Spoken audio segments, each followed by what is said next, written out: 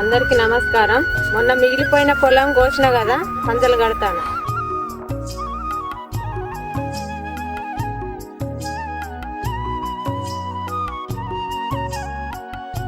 ఈ పంజలన్నీ తీసుకొని ఇప్పుడు ఎడ్ల బండిలో పెట్టుకోవాలి.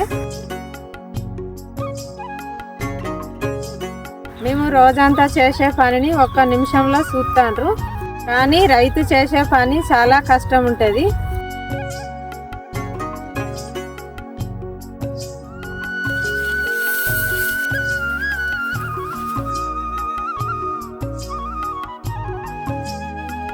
రైతు అంటే ఎర్రటి ఎండలో ఇలాంటి పనులు ఉంటాయి.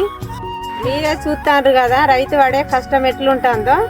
అయితే వరి కట్టలను తెచ్చి కళ్ళంలో వేసుకున్నాం. ఇంకా పని మిగిలే ఉన్నది. రైతు పడే కష్టాల గురించి మీకు వివరంగా చెప్తూ ఉంటా. సపోర్ట్ చేయండి.